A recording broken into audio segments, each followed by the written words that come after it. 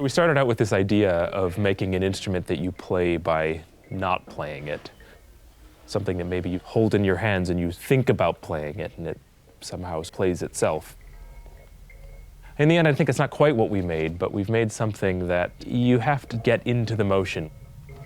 The instrument wants to play. It wants to play with a certain rhythm, with a certain sway to it. And if you can lock into that sway, then you can play with the instrument.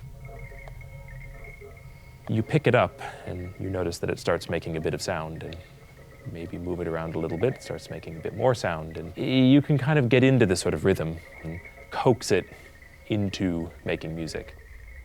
Inside of the box, there is a sensor. It's a gyroscope sensor, so it measures the angle of rotation. But what we've done is we've put that into a filter which pulls out a particular periodic motion about once every 2 seconds. It acts a bit like a pendulum. You can induce it to swing over time by turning the object around in your hands, because that will feed into the natural resonance of the system.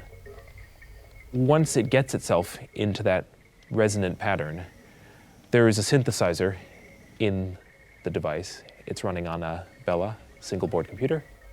The Bella board is synthesizing sound in response to the motion of this internal virtual pendulum.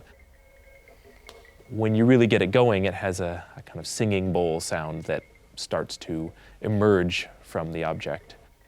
But you really have to find it. We started out with a gyroscope and accelerometer board. We decided to put the signal from the gyroscope into a really narrow band filter, tuned at about 0.5 hertz, so a sort of period of 2 seconds. And what that gives you is it gives you something that behaves almost like a pendulum. Once you get it into motion, it sort of naturally oscillates back and forth.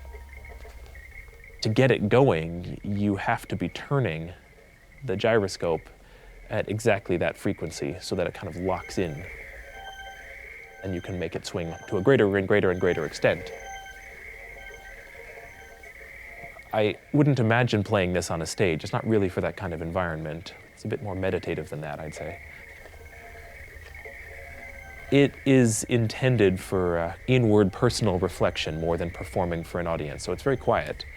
And you feel it more than you hear it.